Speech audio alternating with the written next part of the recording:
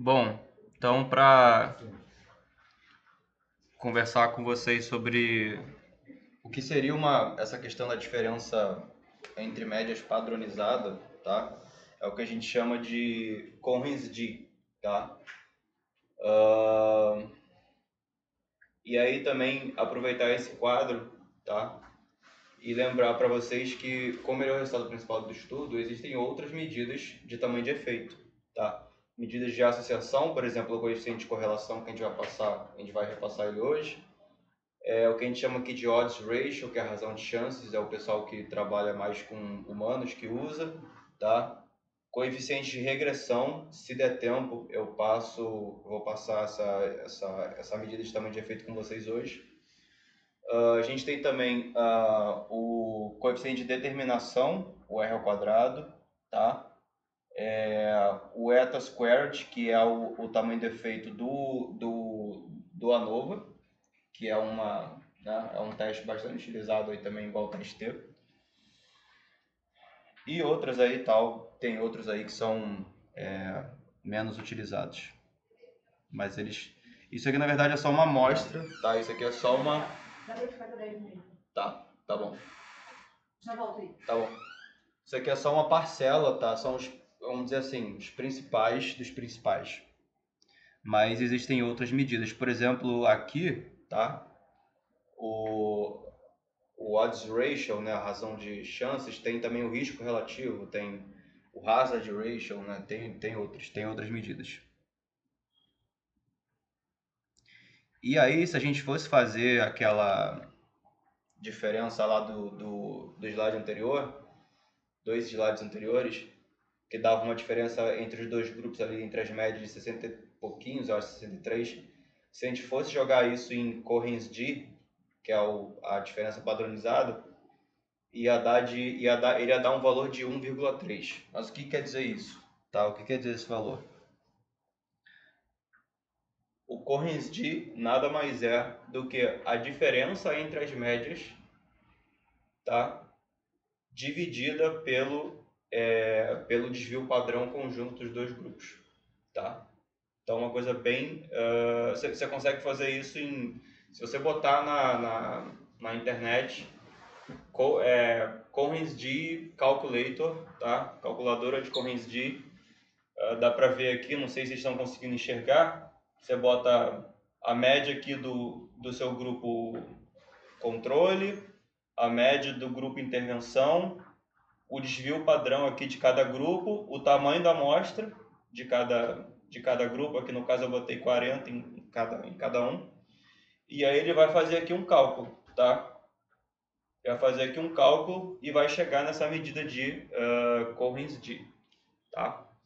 Que nada mais é do que a diferença entre as médias, vamos dizer assim, padronizada em unidade de desvio padrão, e levando em consideração o desvio padrão dos dois grupos. Dividido pelo desvio padrão. Dividido pelo desvio padrão. Quando se usa isso? Por que isso é útil? Que eu acho que essa é a sua pergunta, né? Por exemplo, estudos de comportamento, psicologia ou com animais e tal, ou outras áreas que você tem diferentes escalas para medir uma mesma coisa. E aí, às vezes você está estudando um mesmo fenômeno e você está usando uma escala que vai de 0 até 10. E aí depois você está usando uma escala que vai de 0 até 100, num outro estudo. E aí para você sintetizar as coisas, para você sintetizar os estudos, você usa essa medida de efeito padronizado. Que ela está botando as coisas em variação, tá?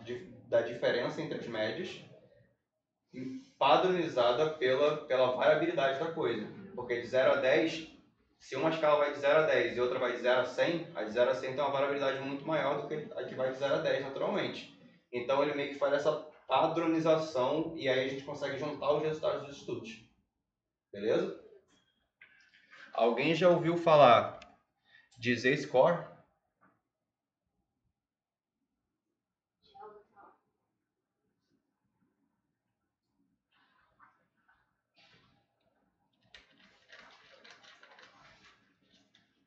O Z-score ele tem a filosofia do Cohens-Dee, tá? Ele vai pegar a média, o Z-score, ele pega a média, ao invés de pegar a diferença entre entre as médias dos dois grupos, ele vai pegar a média da população e vai diminuir do valor que você encontrou no seu estudo, tá? A média do seu estudo, e dividir pelo desvio padrão. Isso daqui é usado, por exemplo, isso aqui é usado para saber, por exemplo, se o bebê, ou se a criança, se o adolescente está com sobrepeso. Se nasceu, se nasceu com baixo peso, por exemplo, tá com risco de nutrição e tal. Que aí a gente tem o peso do bebê, tá? O peso da criança. E a gente tem uma média do que seria normal dos adolescentes ou das crianças. A gente sabe qual que é essa média. Então a gente tem como saber o quão distante está aquele adolescente, aquela criança, do que seria o normal. Então a gente tem as curvas de normalidade da OMS, que foram desenvolvidas para saber, é utilizado por nutricionista, é usado por educador físico também, pediatra, tá? Para saber, para acompanhar ali a criança ou adolescente, para saber se ele está na faixa de normalidade ali do peso, se ele está com sobrepeso, com obesidade. E isso é feito vendo o quão distante, tá? Então a gente tem ali o que seria o normal. Eles fizeram um estudo muito grande e viram o que seria mais ou menos ali os valores normais ali, vamos dizer que sejam de adolescente, tá? E aí você chega lá na clínica e o médico vê, o peso dele tá aqui, tá? O peso da criança tá aqui. E isso é tantos desvios padrões em relação à média da população, que seria o valor mais comum também, né? Aqui assumindo uma distribuição normal. E aí a gente tem como saber, e aí ele constrói faixas de até aqui, ó, até aqui são as crianças que estão com eutróficas, né? Aqui é sobrepeso, aqui é obesidade. E aí a gente consegue construir isso daí, tá? Então, ele está tirando uma diferença e padronizando em desvios padrões, que é o que o Cohens-Dee está fazendo, tá? Também.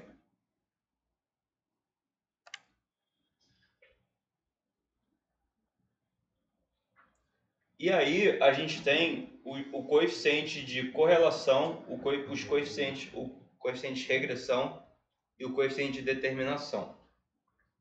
Eu já passei com vocês na aula anterior a questão da correlação, tá? Que é uma associação entre variáveis. E a existência de uma correlação indica que as variáveis tendem a variar de maneira não independente. Não indica que uma coisa causa a outra, é somente que as variáveis tendem a variar de maneira não independente. Mas a gente não tem como falar nada sobre causa. Por exemplo, aqui está um gráfico de correlação entre consumo de chocolate em gramas per capita no país e o número de Nobéis que aquele país ganhou. Tá? Então, isso daí. Existe aqui uma correlação, a correlação é de 0,7 ou 8, alguma coisa, é uma correlação forte, mas não tem ali não tem uma causa para aquilo ali. Provavelmente o que explica essa associação é renda e várias outras variáveis, tá, que influenciam aí a questão dos Nobéis. Por exemplo, um país que ganhou muitos Nobéis é a Suíça, né? E é um país que consome muito chocolate também. Bom, para medir a correlação, eu já falei com vocês, né? Para correlações lineares, tá? Quando a gente está falando de o coeficiente de correlação linear, tá? A gente pode medir o quanto os nossos pontos se aproximam de uma reta, tá? E essa medida é dada pelo valor do coeficiente de correlação de Pearson. Então aqui, na situação, vamos começar aqui na situação 3. A gente vai ter aqui, os pontos estão bem dispersos, tá? Não sei se vocês estão conseguindo enxergar. Os pontos estão bem dispersos. O coeficiente de correlação aqui ele é pequenininho, ele é mais próximo do zero. Aqui ele já é mais forte, já está mais próximo de ser você já vê uma reta ali sendo formada entre x e y, tá? Aqui na situação 1 já é bem mais claro ali eles formando uma reta. E aí tem até aquele jogo aquele jogo não, aquele sitezinho do R-Psychologist que eu usei na aula anterior, que eu fiquei mudando. Lembra que eu fiquei mudando os dados? Botando eles para a esquerda, para a direita, e a correlação ficou mudando? Ele deve aparecer aí de novo, não lembro se ele aparece. E aí, bom, as correlações podem ser positivas, né? Então, e aí o coeficiente de correlação de Pearson ele vai estar acima de zero, tá? E aí a gente tem literalmente, né, uma variável aumentando com a outra. Por exemplo, aqui, isso aqui é de um estudo mesmo, tá? Índice de sensibilidade à insulina e concentração de ácidos graxos de cadeia longa no músculo esquelético. Isso aí foi de um estudo quando eles estavam começando a estudar essa questão da resistência à insulina, concentração de gordura no corpo e tudo mais, tá? São dados da literatura mesmo, isso é de um estudo. E aí eles fazem aqui, dá uma correlação de 0,74. A gente sabe hoje em dia que isso daqui na verdade, a concentração de ácido graxo no músculo, eu acho que não tem assim uma associação tão direta com a sensibilidade à insulina. Tem talvez, quanto mais você tem, quanto mais gordura no corpo você tem, menos sensibilidade à insulina você tem. Então seria na verdade uma associação inversa, né? Então eles encontraram no estudo uma associação positiva, só que hoje em dia eu diria que ela é negativa, tá? Com base no que a gente tem atualmente. Mas ali no estudo eles encontraram positivos, começaram a hipotetizar, mas pode ser que a correlação ali que foi encontrada, pode ser fruto de uma terceira coisa que está influenciando ali, ou pode ter sido encontrada meramente por acaso, tá? Meramente por uma flutuação ali da amostra. Então, cuidado um pouco ao interpretar correlações. Então, a correlação ela pode ser negativa, por exemplo, no estado de Nevada aqui, enfim, várias medições aqui, vários lugares, e aí a gente tem uma consideração negativa entre a elevação em metros e a média da temperatura. E aí a gente está falando aqui de associações lineares, tá? Você consegue ver aqui que as duas variáveis, tá? Que o eixo x e o y no gráfico, eles se associam de forma você consegue construir uma reta, né? Eles têm uma associação ali linear, eles têm uma linearidade na associação. Só que a gente pode ter também associações que não são lineares, tá? Isso aqui, por exemplo, é um U invertido, né? Uma associação em U invertido. Existem diversos tipos de associações, né, entre variáveis. E aí aqui nesse caso, nesse exemplo, as variáveis elas estão claramente associadas, só que se a gente rodar um coeficiente de correlação de Pearson, vai dar um valorzinho baixo, porque não tem uma associação linear. Não quer dizer que elas não estão não tem uma correlação linear, mas não quer dizer que elas não estão associadas.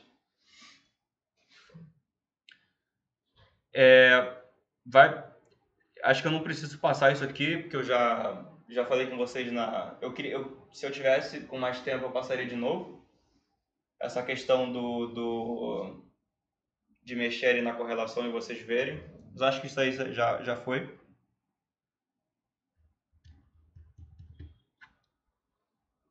Então aqui não. Uma correlação positiva, uma correlação negativa e eu não diria não correlação, mas assim, uma correlação bem fraquinha, né? Então as variáveis estão bem assim, elas variam de forma independente. E aí aqui a gente tem uma coisinha interessante nesse slide aqui, que é o seguinte: a gente tem uma correlação chamada correlação de Spearman, e que não é a correlação de Pearson, é a correlação de Spearman.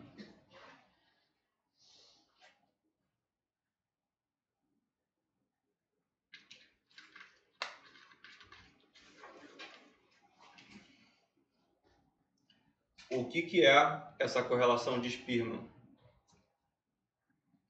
Se a gente pegar esses dados aqui, não sei se vocês estão conseguindo ver esse gráfico aqui. Se a gente pegar aqui e fizer a correlação de Spearman, ela dá de 1, indicando uma correlação perfeita. Se a gente fizer mesmo os dados, a relação entre x e y não formando uma retinha perfeita, tá? A de Pearson dá de 0,88. Justamente existe aqui, você consegue fazer uma reta aqui, você consegue traçar você vê que os dados eles estão aqui tendendo a formar uma reta, tá? Mas não é o caso, por isso que não é uma reta perfeita, tá? Por isso que ela não chega a 1, então fica ali no 0,88. Por que a de Spearman dá de 1 e a de Pearson dá de 0,88? Porque a de Pearson, ela vai ver, ela é o que a gente chama de uma estatística não paramétrica, tá? Ela é uma estatística não paramétrica. Ela está vendo aqui, por que ela dá 1? Porque o maior valor de x também é o maior valor de y. O segundo maior valor de x também é o segundo maior valor de y. E assim vai. E assim vai. O menor valor de x, ao contrário, né? O menor valor de x, indo ao contrário agora, indo lá para baixo. O menor valor de x aqui também é o menor valor de y. O segundo menor valor de x também é o segundo menor valor de y. E assim vai. Então, se você tem aqui, sei lá, 80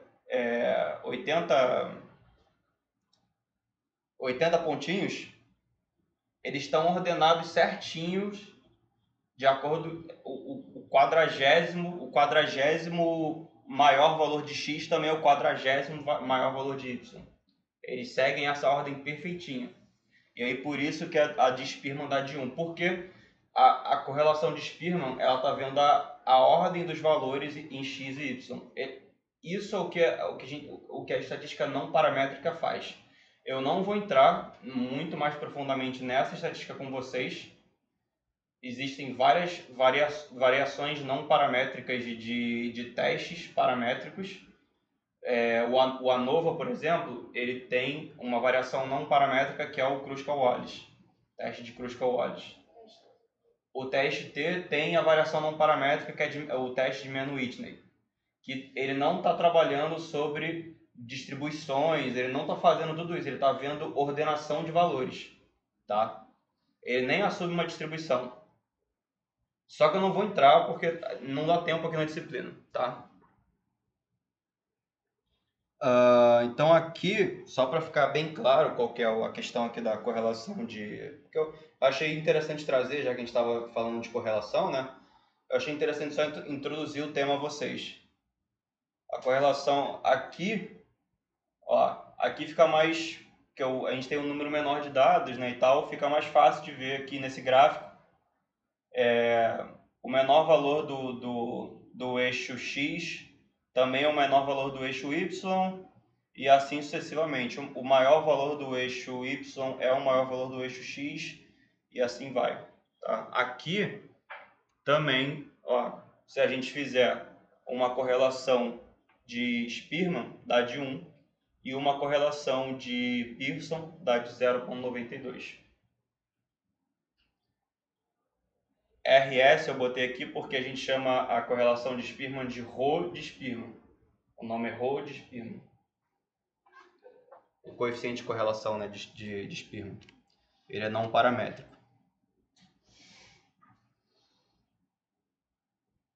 E aí, já que a gente está falando sobre associações entre variáveis, né, correlação entre variáveis, a gente tem o coeficiente de determinação.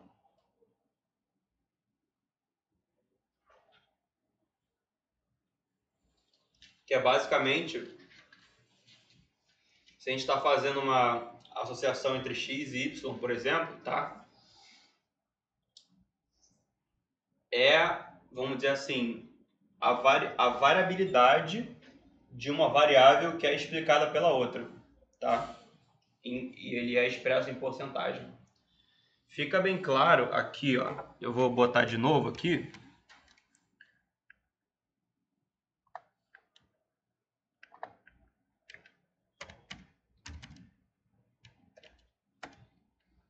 Eu estou na frente da tela?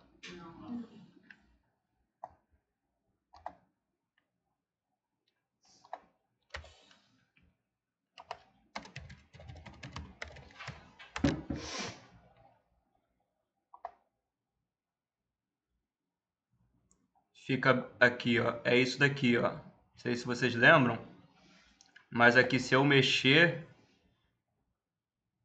olha lá, quanto maior a correlação, maior a variância compartilhada entre x e y. Vocês estão vendo que o conjunto azul claro com azul escuro, eles estão, olha lá, ó, eles estão chegando cada vez mais próximos, né? Porque se eu botar a correlação de 1, formando uma reta perfeita, eles têm eles têm uma variância compartilhada de 100%. Não tem nada, não tem nenhuma variância que fica sobrando ali, ó, de x que não consegue explicar em y, tá? Formado ali pela reta. A gente vai ver aqui, isso aqui vai ficar mais claro ainda agora. Como é que esse negócio é calculado?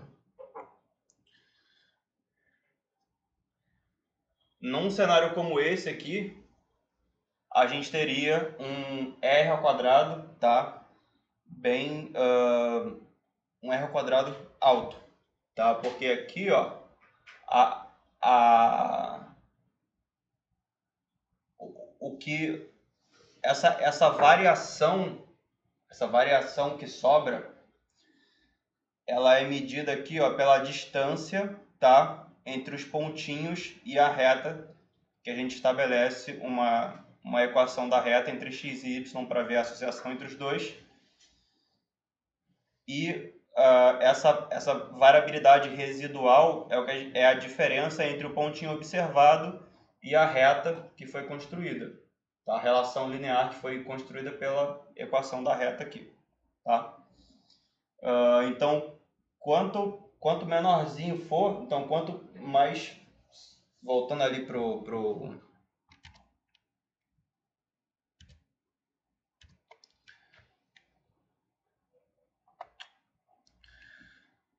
aqui,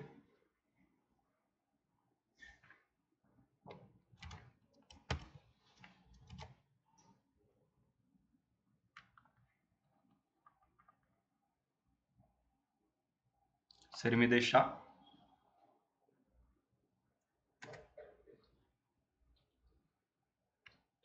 aqui, olha lá, a gente tem, elas são, a correlação aqui é de zero, dá para fazer isso aqui na simulação.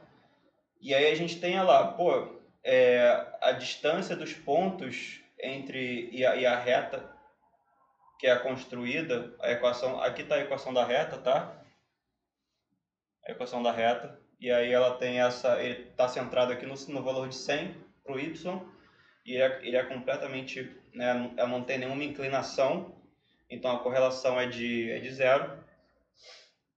E aí a gente tem, olha lá, pô, uma distância muito grande entre os pontos, as observações de fato e a equação da reta, tá? E aí quando a gente aumenta essas distâncias vão ficando menores, até que elas chegam a zero. E aí esse r ao quadrado é 100%, tá? Que é aqui, ó, shared variance, 100%.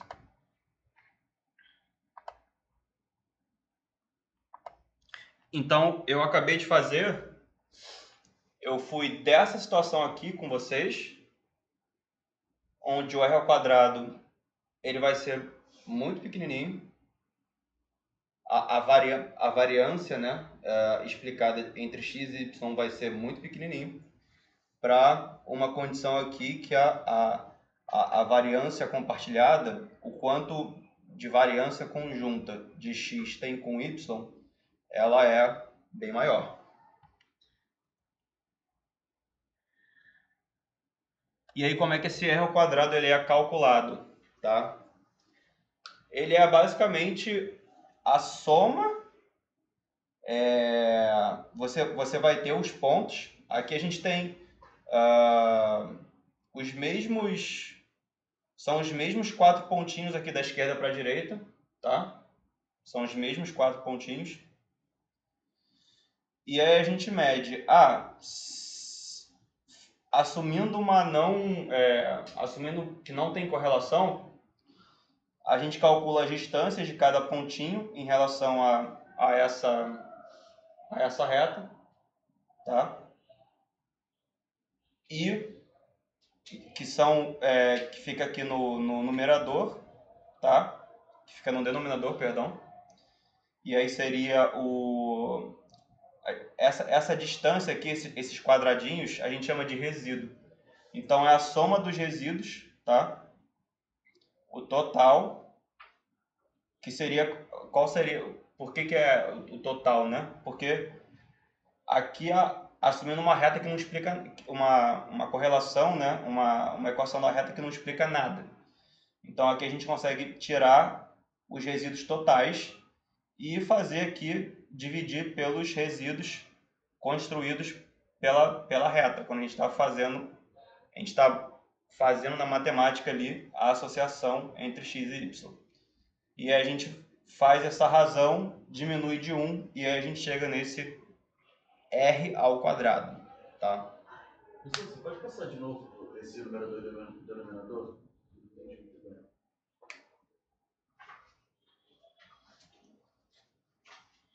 Então aqui, tá? A gente tem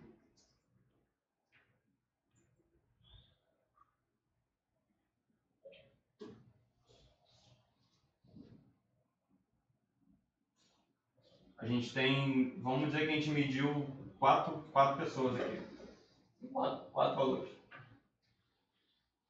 E aí a gente vai fazer, para fazer os resíduos totais, que eu vou chamar aqui de SST, tá? Que o SS é de sum of squares, que é a soma dos resíduos quadráticos. Mas eu estou simplificando aqui os resíduos, tá? Entenda que isso aqui é os resíduos, tá? Já vai primeiro fazer isso daqui, vai calcular essas distâncias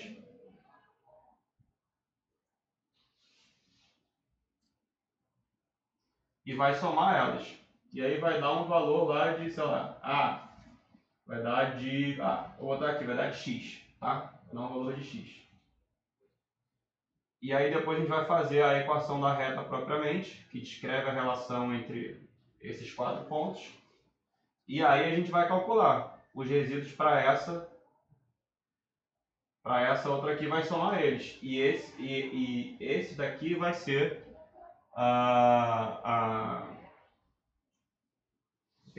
o que a gente chama aqui de a soma dos resíduos, tá? E ele vai dar y. A gente vai simplesmente dividir um valor por outro, tá? Essa segunda reta que você fez seria a reta ideal? Seria a reta que melhor descreve a associação entre x e y. E aí eu me confundi aqui na terminologia. Esse daqui é a soma quadrática total, tá? É a soma quadrática total e esse aqui é a soma quadrática dos resíduos. Tá? Mas a filosofia aqui é basicamente só para ver numa medida de tamanho de efeito, tá? Voltando aqui na questão do tamanho de efeito, numa medida de tamanho de efeito, quanto que uma coisa está explicando da outra, quanto de x está explicando de y e vice-versa. Quanto de variância compartilhada eles têm, ele só usa uma matemática, o software vai cuspir isso para você, tá? E essa primeira reta seria a média? Seria uma assumindo que não tem Ah, tá, beleza. que não tem associação entre x e y, tá?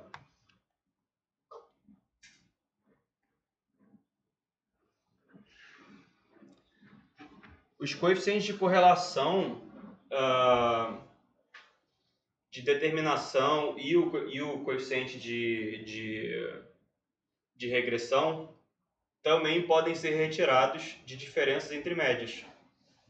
Então, se a gente for fazer uma diferença, se vocês forem fazer no GraphPad uma diferença entre médias, se vocês forem fazer lá um teste T, por exemplo, ele vai dar um R ao quadrado também, tá? Porque dá pra gente, com dois...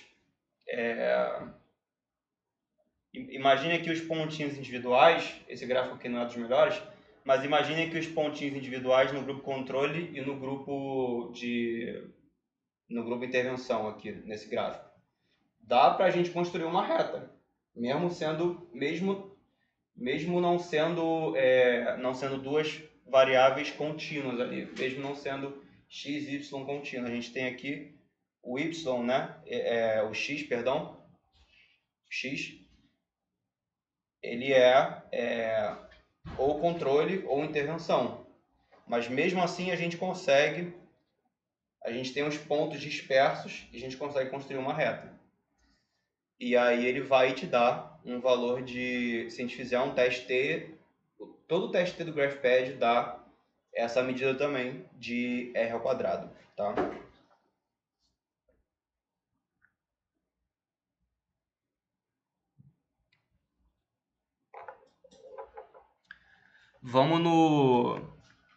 Eu vou aqui no GraphPad rapidinho com vocês, só para mostrar isso.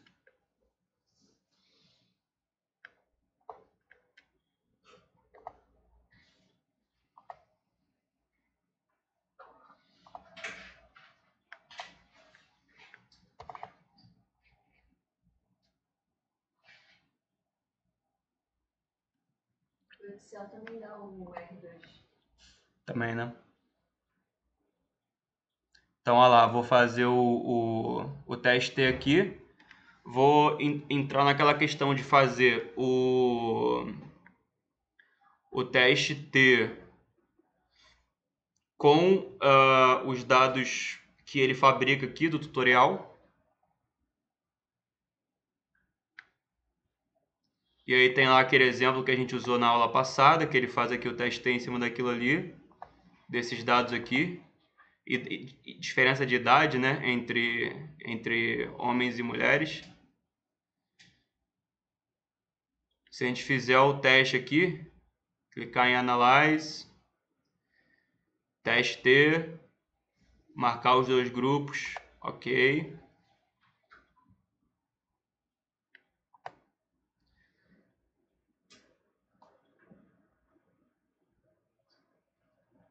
Aqui, ó.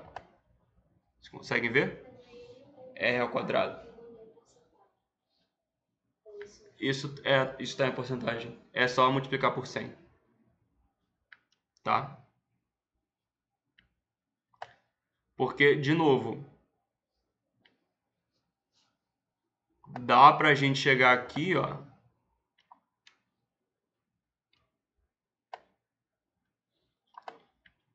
estabelecer, fazer uma reta, fazer uma equação da reta aqui, tá? Entre esses pontos, calcular a questão lá dos resíduos e tirar um r ao quadrado. Dá para fazer, tá? Só que do teste T, a medida de tamanho de efeito principal é a diferença entre médias, tá? Mas ele também tem essa medida de tamanho de efeito que é o r ao quadrado. O r ao quadrado ele vai ser mais importante no que eu vou entrar aqui agora, que é a regressão, que é um pouquinho além de correlação, tá? Ops.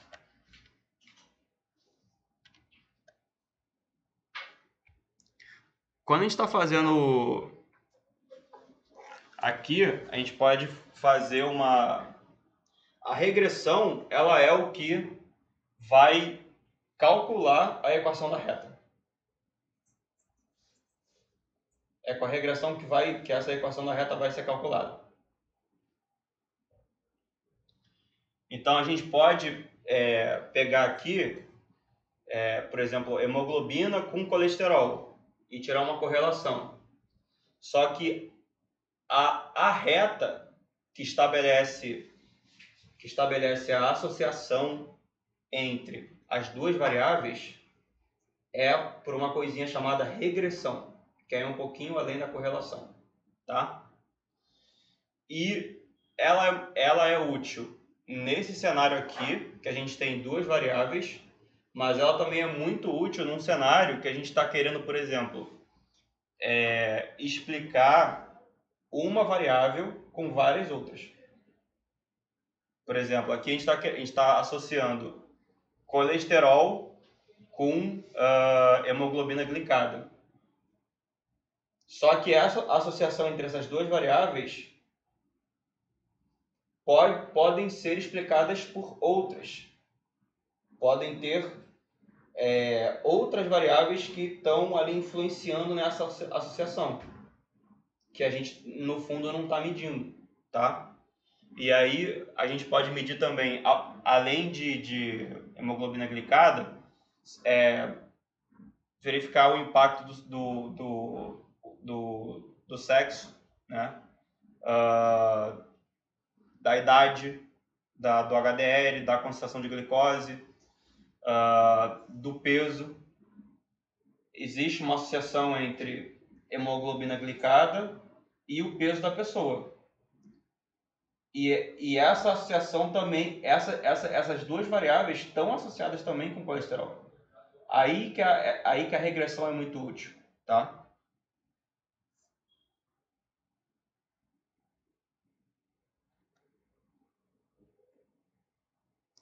Então aqui, ó, a regressão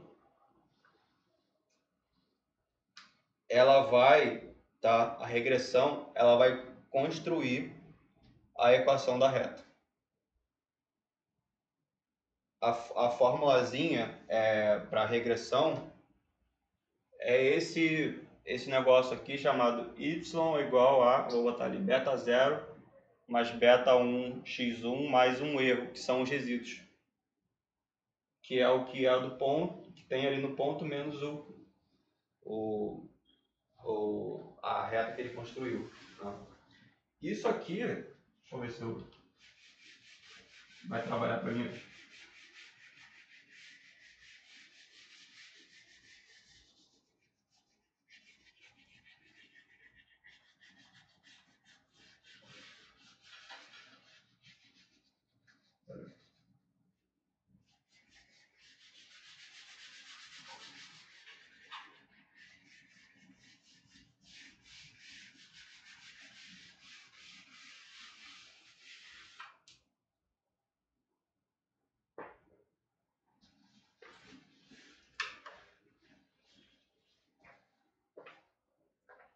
quando a gente faz aqui, ó, digamos que a gente tem vários pontinhos aqui, ó, tá.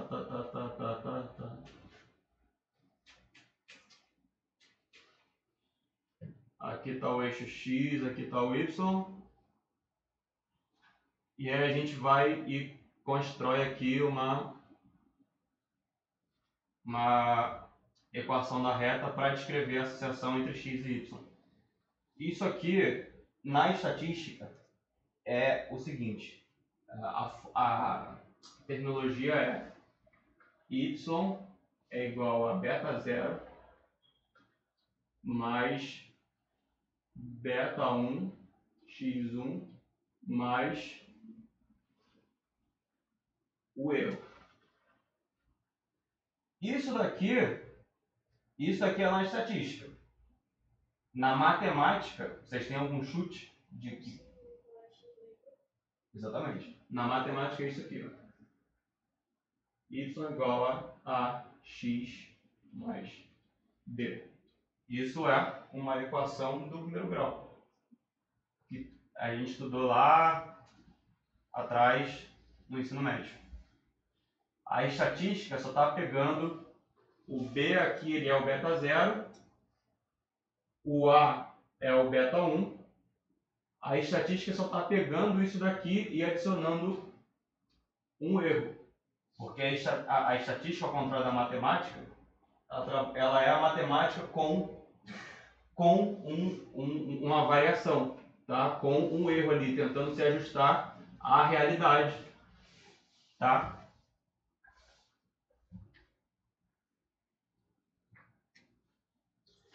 E aí o beta 1, que seria o A ali, da equação do primeiro grau, ele que determina a angulação da reta. Beleza? A gente também chama ele de slope, beta 1. E o beta 0 é onde a reta começa. Hã? Isso, exatamente. Onde corta o eixo Y. E ele é também chamado de intersecto. Tá?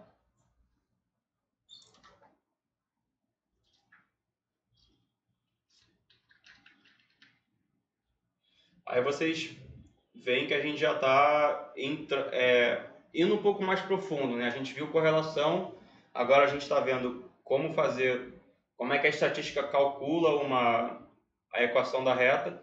E aí, desse gráfico aqui, por exemplo, hemoglobina glicada, associando hemoglobina glicada com colesterol, a gente consegue fazer correlação, regressão, tá?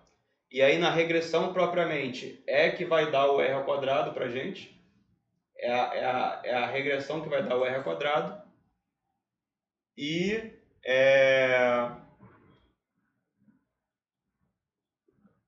a gente consegue fazer o coeficiente de correlação e o coeficiente de regressão.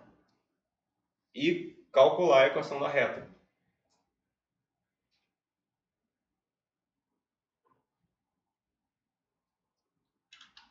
Qual é o grande lance aqui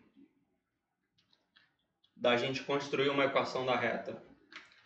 Por que isso é feito assim tal? Qual é o motivo? Alguém tem algum?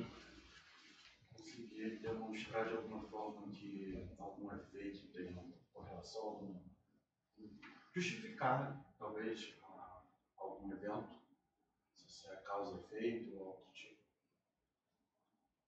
Causa e efeito Causa e efeito vai sempre além da estatística. Sempre além. Tipo, a estatística. Causa e efeito é além da... Não querendo entrar nessa discussão, mas assim, você usou uma palavra que você falou meio que um pouco indo além, né? Algo do tipo.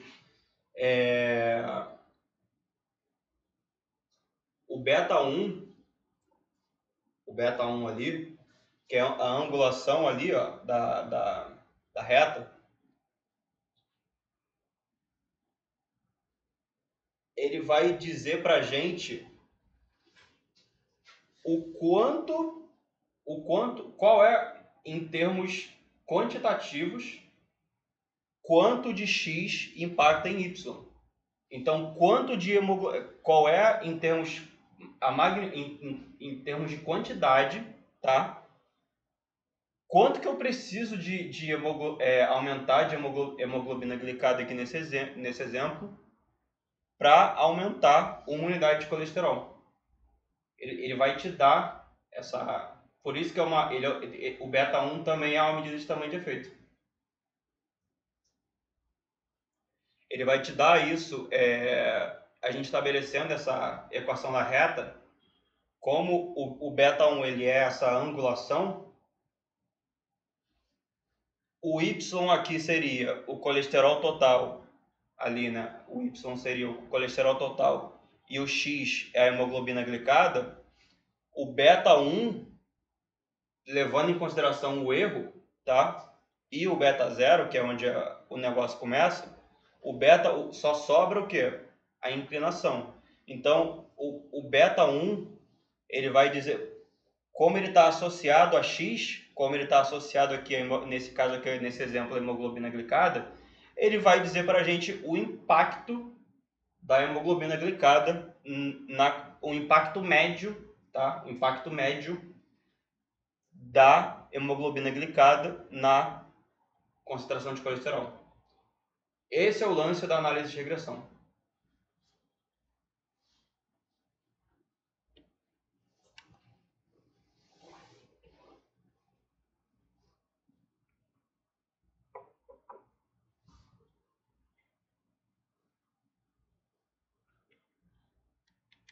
Será que vocês conseguem abrir o GraphPad aí?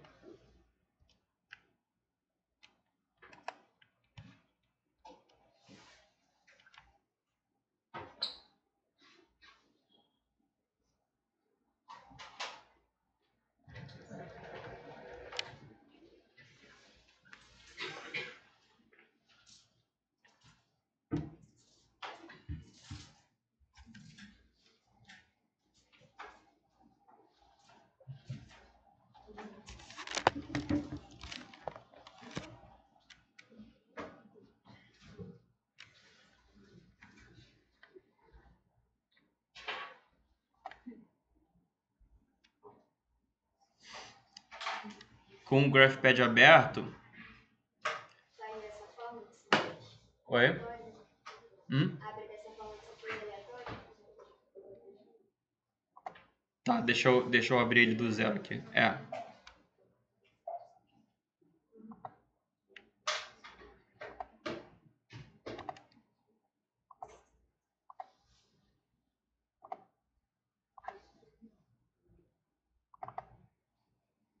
Abre ele aleatório, como você disse. E bota lá em... bota aí, ó, multiple variables. E aí, nessa parte aqui, né? Múltiplas variáveis. E aí você vai clicar em...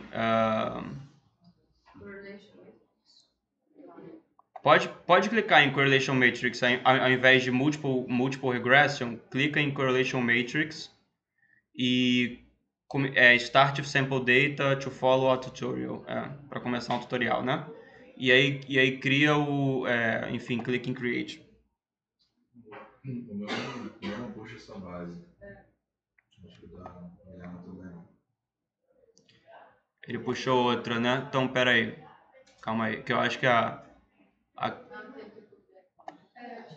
semana passada você teve que criar jogar no Excel e jogar em jogo.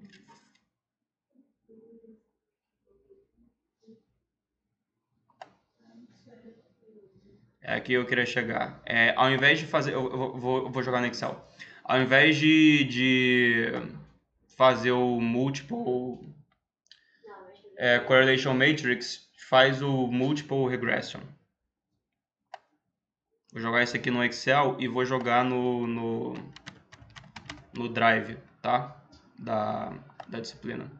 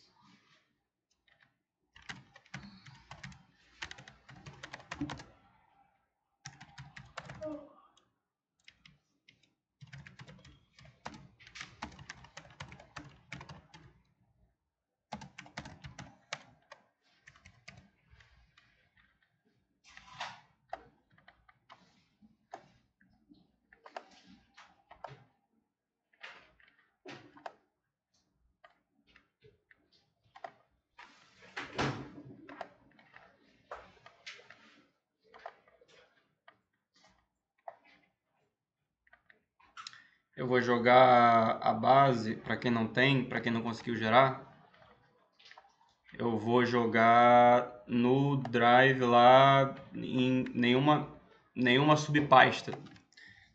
Dentro do, assim que você entrar no Drive, você vai ter acesso a ela.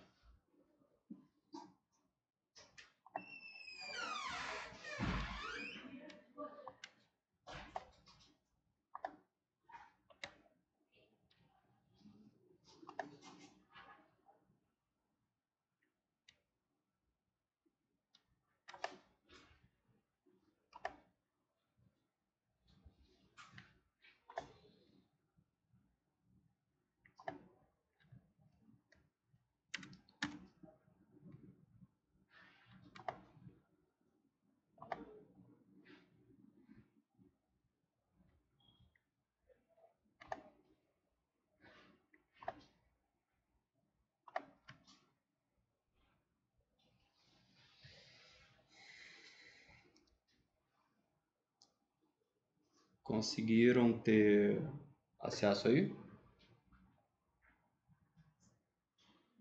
Aí gera um novo no WordPress.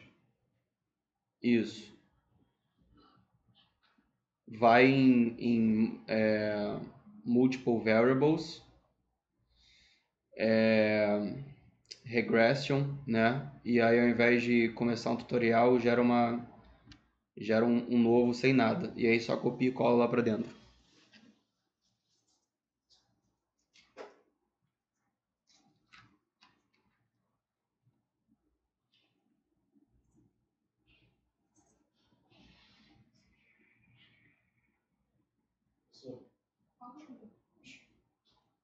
Acho que uma coisa que não foi muito para mim foi que seria exatamente a definição de regressão. Seria a influência de terceiros dentro de uma correlação entre duas variáveis?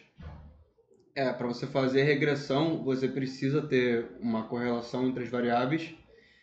Na verdade, quer dizer, precisar não precisa, mas assim, aí a regressão não faz sentido, né? Não faz muito sentido se não tiver uma correlação entre as variáveis, tá? Mas a regressão, ela basicamente é um modelo matemático, que estabelece a associação entre uma variável que a gente chama de desfecho e variáveis explicativas. Ali naquele exemplo, a variável desfecho seria o colesterol. E a variável explicativa é a concentração de hemoglobina. Ela é um modelo matemático. Que aí entra na questão de construir a equação da reta, modelando o erro também ali e tal, levando em consideração o erro que são os resíduos, tá? Mas é isso. Vamos, então tá todo mundo aí com a base aberta? Vocês vão pegar e fazer para ficar uma coisa mais simples aqui agora. Exclui a hemoglobina glicada clica com o botão direito na hemoglobina glicada e clica em Delete.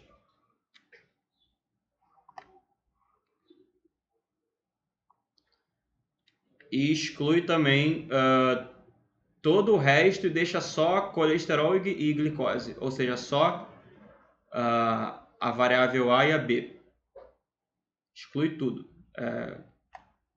Seleciona tudo, né, com o botão esquerdo e com o botão direito você vai depois e deleta.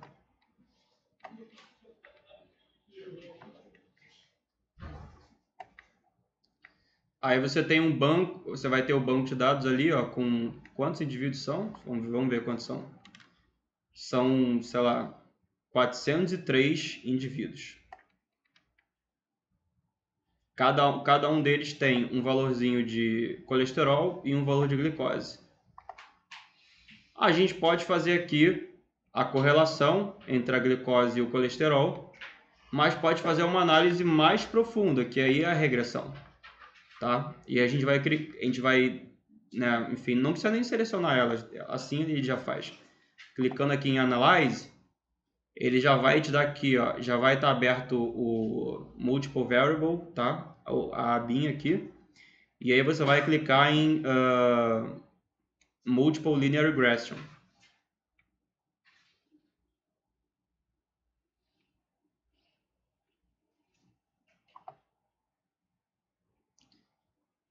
Isso aqui não mexe, tá? Ó, o que eu tinha falado para você aqui, ó.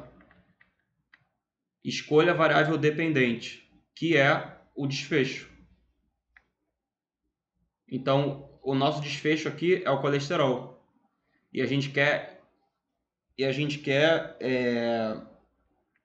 explicar a variação de colesterol pela outra variável que a gente deixou, que é a glicose, que vai ser a nossa variável explicativa. Isso aqui tudo tá gravado aqui, tá, gente? Eu tô gravando essa aula. Aqui a equação a equaçãozinha. Vocês conseguem ver a equação no GraphEd de vocês? Só não tem o erro aí, né? Aí a falha do GraphPad, mas tudo bem. Só pra provar que eu tô certo. Brincadeira. Gera aí o negócio.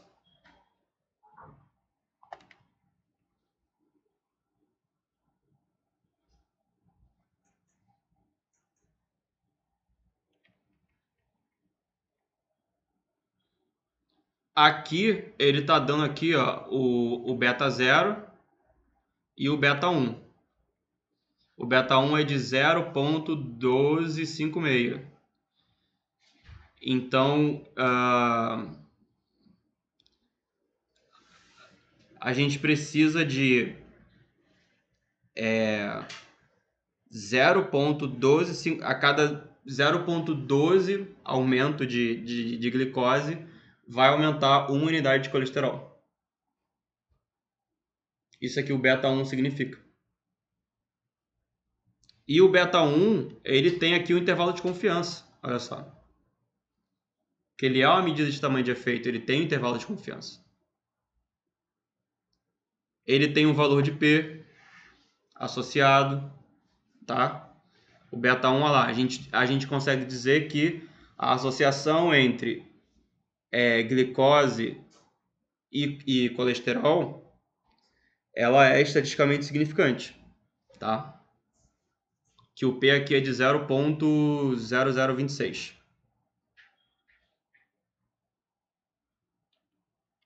Aí, tinha mais uma coisa que eu queria mostrar. Espera aí.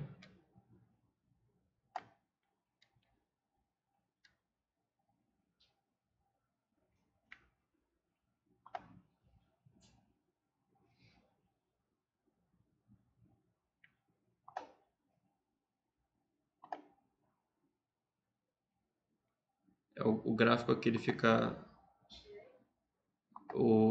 tinha que ser...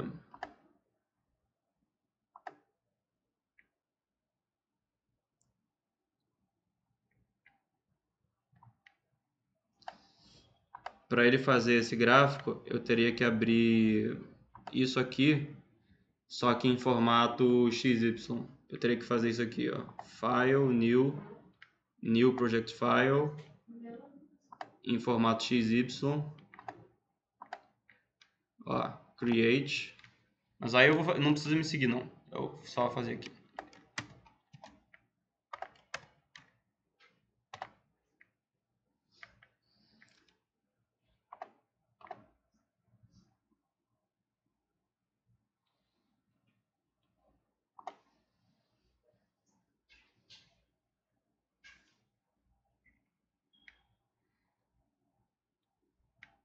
Aqui ele está chamando de... não está chamando de beta 1, né? Ele está chamando de slope. Lembra que eu falei que o beta 1 pode ser chamado de slope também? Tá dando slope. Tá dando 0.17, que é quase a mesma coisa ali, né? Então, ali estava dando pra gente 0.12, aqui está dando 0.17. Enfim. Aí aqui o gráfico fica melhorzinho aqui, tá?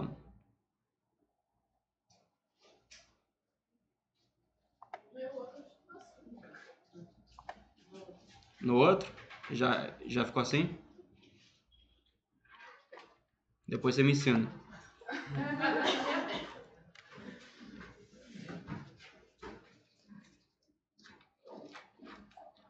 Como o slope ele é bem pequenininho, né, de 0.12, realmente ali a gente não tem, enfim, a reta não é muito inclinada, né? Ela não é muito inclinada para, gente, qual seria o nome disso? Inclinada para cima, inclinada para cima. Se o beta é negativo, ela é inclinada para baixo. Se o beta é positivo, ela é inclinada para cima. Ela tem aqui no caso ela tem uma leve inclinação para cima, né?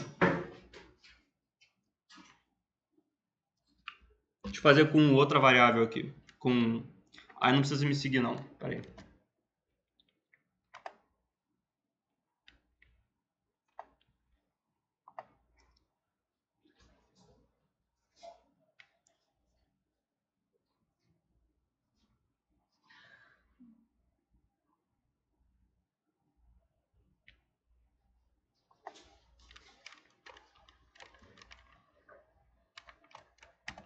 Fazer com todas ao mesmo tempo.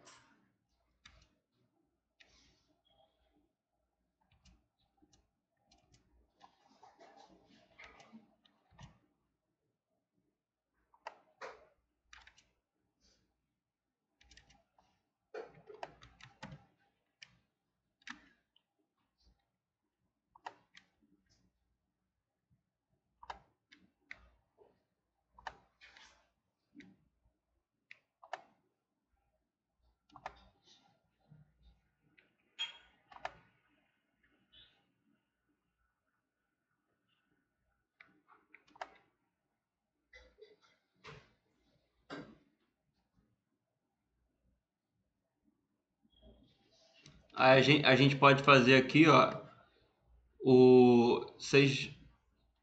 quando a gente faz a relação entre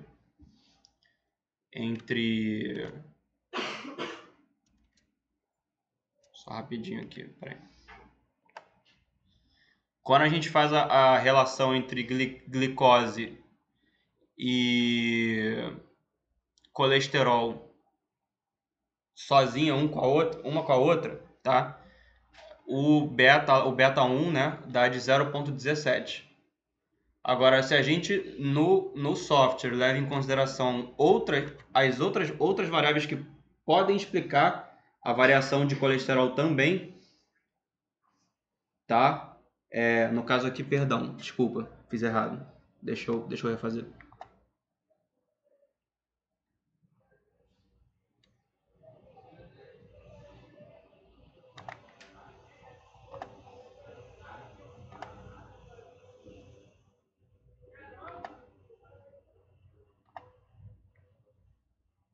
Escolher a variável dependente, eu vou escolher o colesterol. Para ser a mesma coisa da outra, só que agora eu estou levando em consideração não só Não só a concentração de glicose, né?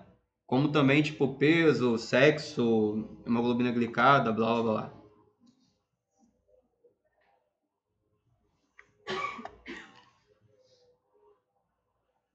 Agora, olha como é que tá o beta da glicose. Ele passou de 0,17 para menos 0,3. Por quê? Por que isso? Provavelmente porque, assim, sinceramente, provavelmente a hemoglobina glicada, olha o beta da hemoglobina glicada, é de 10,49. Então, provavelmente, a hemoglobina glicada está explicando tudo que a glicose poderia explicar e a gente nem precisaria deixar a glicose ali na análise. Ela pode ser retirada, possivelmente, tá?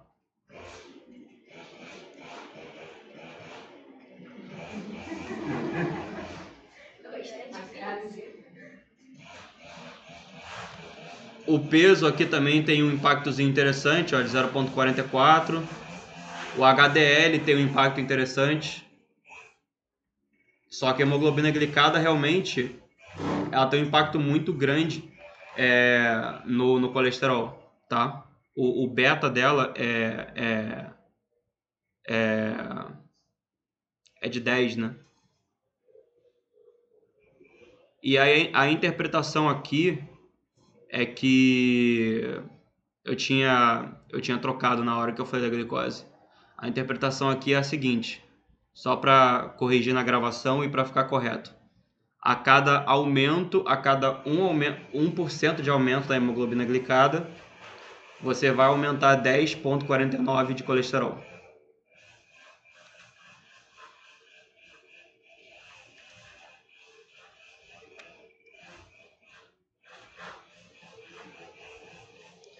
E aqui seria a cada...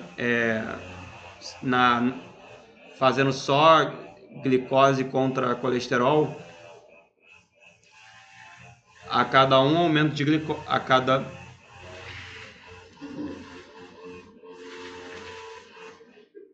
cada 0,17 aqui ó, de glicose, perdão, você tem aumento de 1 unidade de colesterol, tá?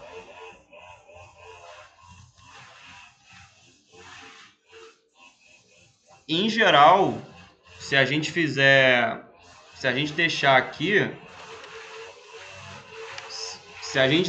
só, se a gente fizesse uma associação só entre hemoglobina glicada e colesterol, sem levar em consideração essas outras, provavelmente o beta seria ainda maior. Seria tipo de 15 ou 20, ou sei lá, seria maior. Porque a tendência é o beta ele diminuir quando a gente leva em consideração outras coisas que explicam ali a concentração de colesterol, além da variável que a gente associou primeiro, tá? Então, beta tende a diminuir se a gente adicionar outras variáveis.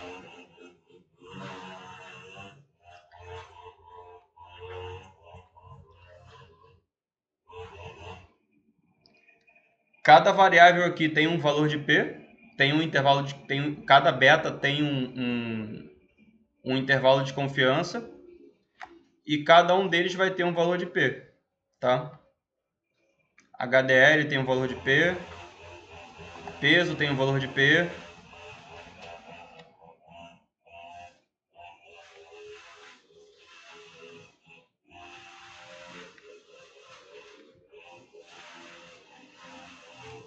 eu queria achar aqui agora o R ao quadrado. Levando em consideração todas essas variáveis, ó, todas essas em conjunto, hemoglobina glicada, glicose, HDL, idade, sexo, altura, peso, circunferência da cintura e do quadril, explicam 29,28% da variação de colesterol. Então, duas coisas legais da análise de regressão. Ela te dá um impacto de uma variável sobre a outra, em termos de quantidade, ou essa associação de forma bivariada, associando somente duas variáveis, ou essa magnitude, né, de associação, levando em consideração as duas variáveis em conjunto com outras, tá? E o quanto de além da quantidade, além do beta 1, ele vai te dar o R ao quadrado, que é o quanto de a variabilidade de uma variável explica na outra, ou a variabilidade de um conjunto de variáveis explica na variável que está a variável desfecho, tá?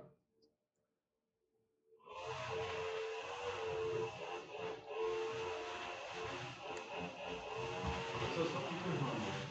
Esse mesmo tipo de análise também daria para fazer no ggplot, né? Sim, só não é... ggplot é para gráfico, né? O comando para fazer isso aqui no R é LM, de Linear Model. Como eu te disse, né? A regressão é um modelo matemático, linear. E aí no R você bota LM, abre parênteses, e aí tem um... Aí é ChatGPT. Gabriel,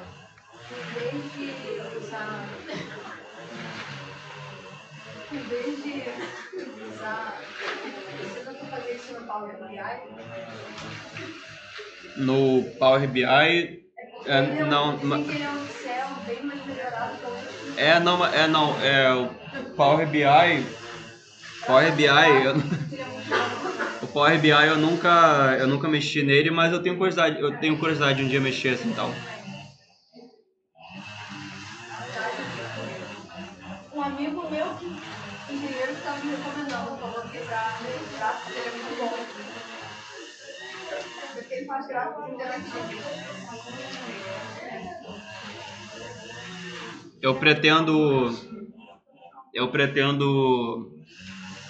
porque eu estou migrando um pouquinho para essa parte de ciência de dados, né? E aí eu pretendo aprender Power BI, sim.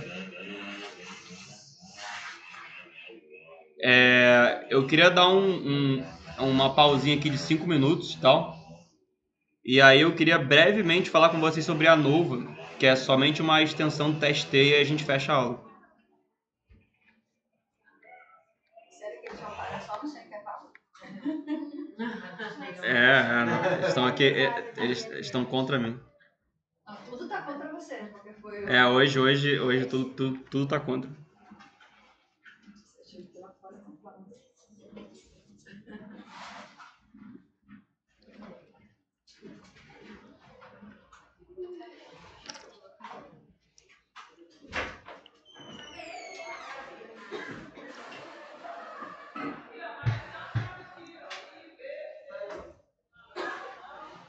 Mas aí, pessoal, por favor, quer dizer, aí vai de vocês aí e tal. Se vocês puderem respeitar aí os 5 minutinhos e tal, só para poder fechar a aula.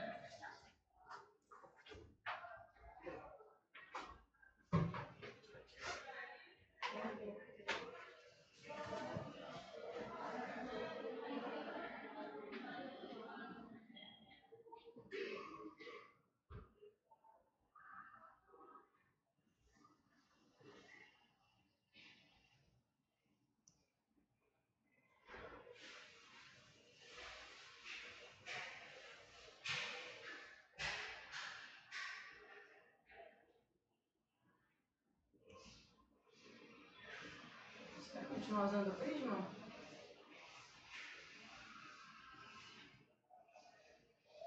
Pretendo, porque... Não, Tá quase terminando, na verdade, né? Tá. Entendi. Hoje, né, que você tá dizendo.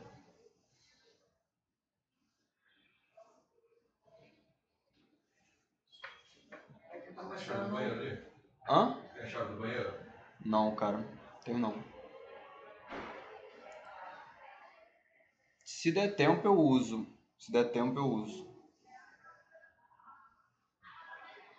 Eu acho que vai ser mais rápido te respondendo, então. Não, eu vou usar aqui só na... Não vai dar tempo. Eu vou usar aqui só na...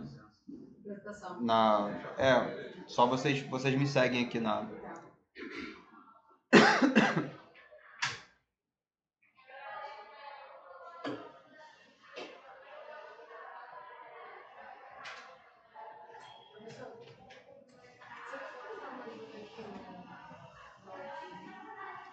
Só um minutinho, por favor.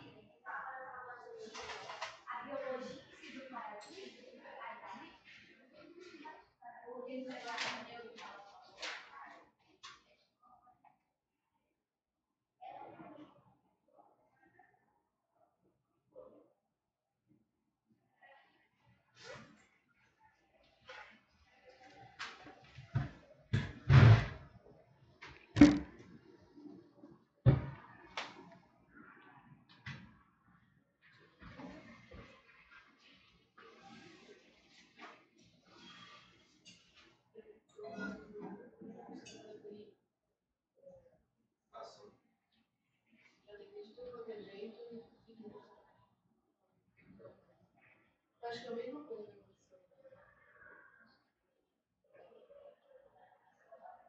Vai Aqui ele não deixa. Vai no arquivo que você vai subir, então. Vai dar um suficiente. Aqui, ó, aqui. A coisa aqui, ó. Entra aqui. No segundo ou no primeiro? No crack. Clica em... não.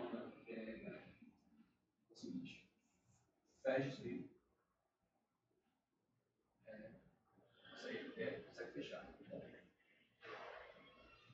E aí, pega o... Não, mas aí você vai abrir uma outra... Abre uma outra aba aí. Abre uma outra página.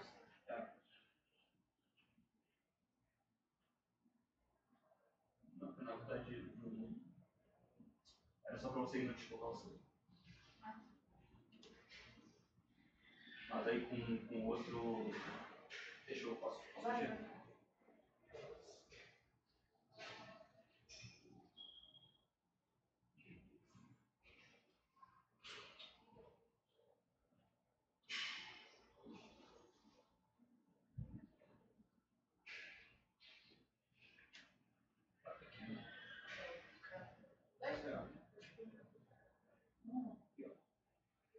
Você vai procurar o UFL.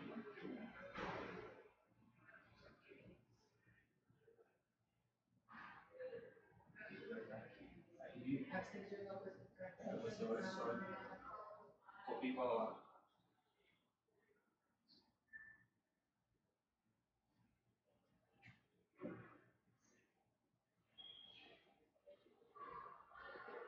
Substituir. Continuar. Aí, exclui esse atalho. Exclui.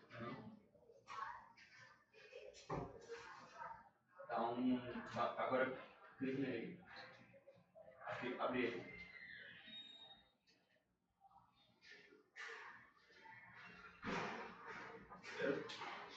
E aí tu cria o atalho, né? Cria o atalho daquele e joga na história. Tá, show, muito obrigada. Valeu.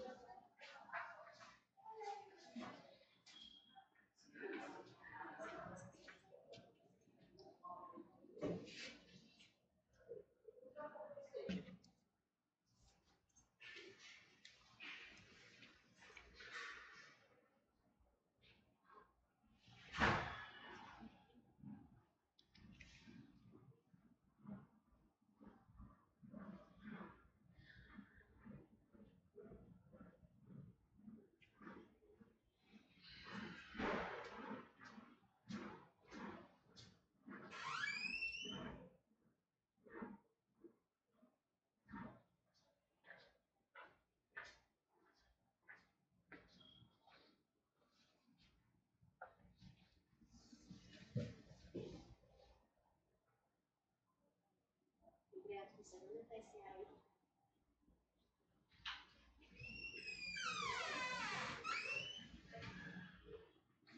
É que eu vim no clima já de festa junina, eu tô com calor. Aí eu cheguei com calor naquela, não tô mais. Ô, Michele, mas a questão é, ele vai precisar desse tempo de compra por essa proteína. Eu quero saber se o problema é, se ele trocar de anticorpo, mas outra vez não pesa, mas a mesma proteína, todos os anticorpos estão com o mesmo problema, todos os anticorpos da terra estão com essa proteína, estão com o mesmo problema, não adianta mais eu pedir ele para trocar por outro anticorpo da empresa e o outro também não poder entregar porque vocês estão sem matéria-prima, entendeu?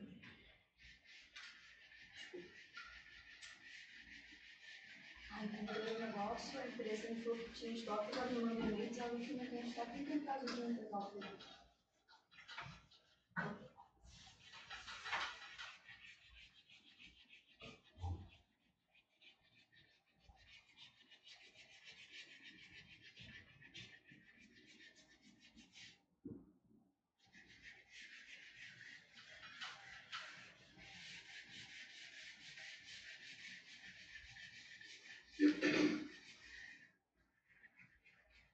Você vai chegar a falar de regressão logística?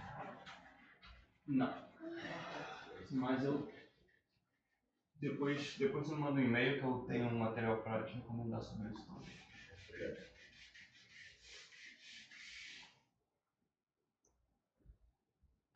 Mas basicamente a regressão logística, o desfecho, não é uma variável contínua, é uma variável qualitativa categórica, né? Sim ou não.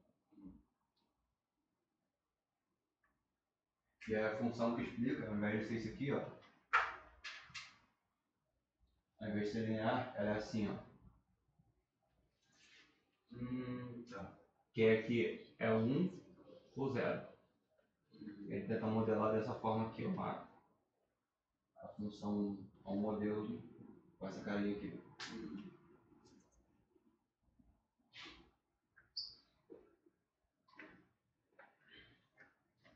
Bom, então a galera não voltou ainda, mas quer dizer, metade do mundo não voltou ainda, eu acho. Mas dá pra gente falar aqui sobre a Nova, só pra gente fechar. O ANOVA, tá? Ele também é chamado de análise de variância, tá? Então a gente no ANOVA a gente está associando uma variável dependente com uma variável independente no ANOVA de uma via, tá? Que também pode ser chamado de one-way ANOVA. O GraphPad vai chamar, se for em inglês, né? One-way ANOVA. E aí a gente tem que no ANOVA, né, lembrando, todo teste, né, assim como a correlação também, tal, o teste T, aí a gente vai entrar naquela questão da hipótese nula e da hipótese alternativa. Então, o ANOVA, a hipótese nula é que a média entre os grupos é igual. E a hipótese alternativa é que a média entre os grupos é diferente. Basta que pelo menos um grupo seja diferente para a gente, enfim, a hipótese alternativa estabelece que basta pelo menos um grupo ali. Tá? Então, no teste T, a gente vai ter aqui, a gente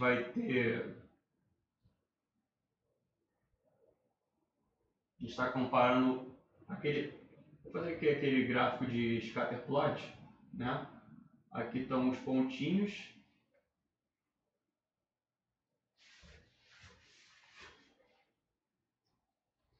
Tá? Aqui estão os pontinhos do scatter. E aí a gente está comparando duas médias.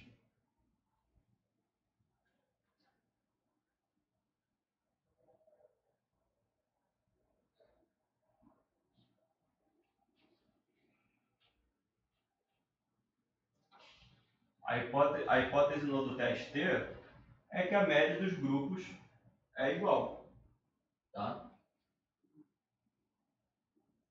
A hipótese no do ANOVA, vou botar um terceiro grupo aqui.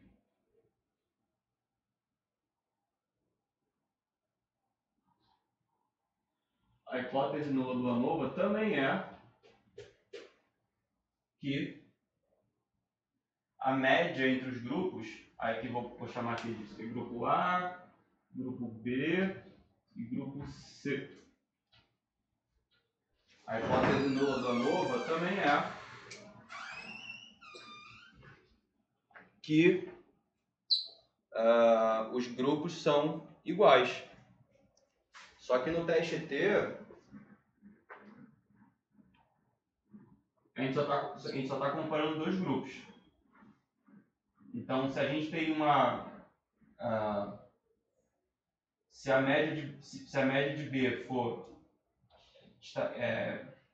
diferente de A de forma estatisticamente significativa, né, a gente aceita a hipótese alternativa, H1.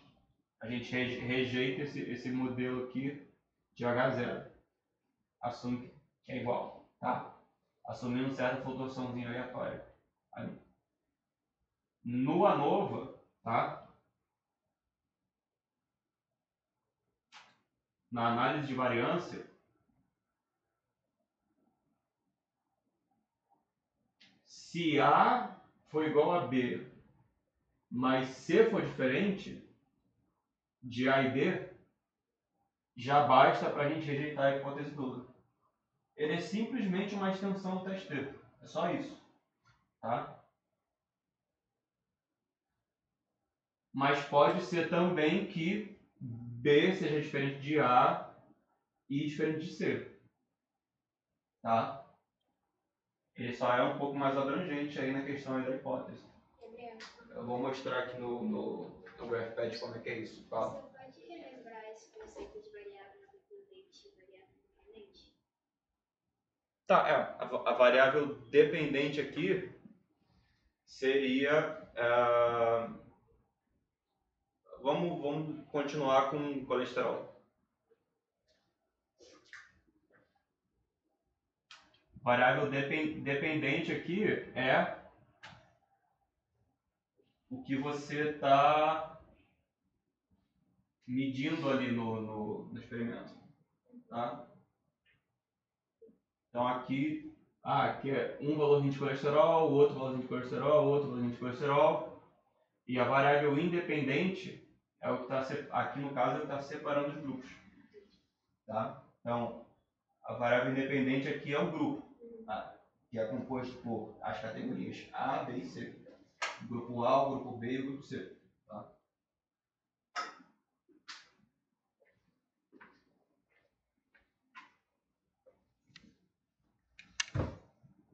Então aqui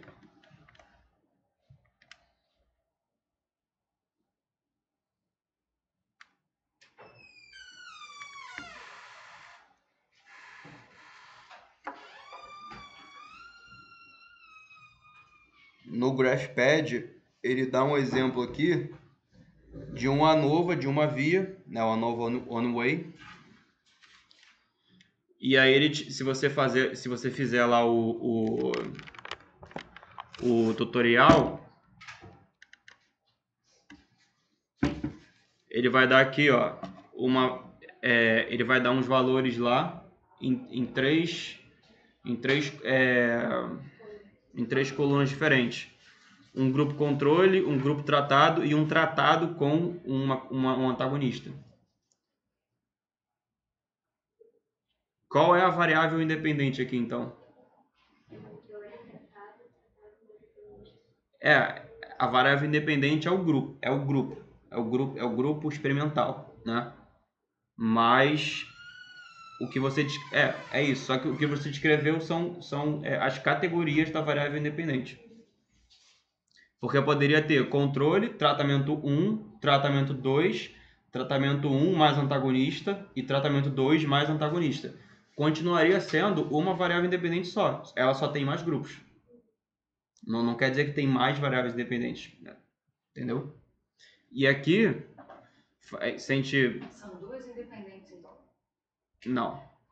Aqui é uma variável independente, que é o grupo. Não é dependente? Dependente é uma só. E aqui o One Way ANOVA é uma dependente contra uma independente.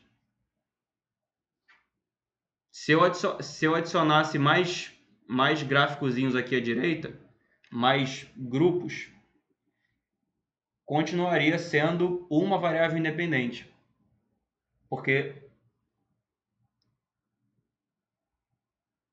a variável independente aqui é o grupo. Qual seria uma forma de adicionar uma outra variável independente aqui? Algo além que varie ali, além do grupo. Por exemplo, bota aqui homens e mulheres. Aí sexo seria a segunda variável independente. Ok? E aí você pode ver, se vocês tiverem depois, quiserem explorar isso, no GraphPad ele tem o one-way ANOVA e tem o two-way ANOVA. O ANOVA é de duas vias, que aí é uma variável dependente contra duas independentes. Só para vocês entenderem essa questão aí da variável independente, tá? Se a gente fizer um ANOVA aqui nesses dados, no que o GraphPad dá lá um p-valor significativo. Isso quer dizer o quê? Que pelo menos um dos grupos é diferente. Tem uma média que é diferente de forma estatisticamente significativa. Só que o que a gente quer saber, ele dá um panorama geral, mas aí depois ele entra naquela questão de fazer os pós-rocks, né? Os pós-rocks. Nada mais são que ele vai fazer ele vai fazer vários testes T, comparando o grupo aqui controle com tratado, o tratado com o tratado mais antagonista e o tratado mais antagonista com controle. Vocês estão conseguindo ver aqui, ó? E aí cada um deles vai ter uma diferença entre médias. E aí cada um vai ter um valor de P. Só que esses testes eles estão ajustados para o que a gente chama de múltiplas comparações. Só isso. Só que isso aqui é um teste T, tá? A filosofia disso aqui é um teste T. E aí a gente vê que a maior diferença aqui é entre o controle e o tratado, entre as duas médias, ó. A diferença é de 38,33.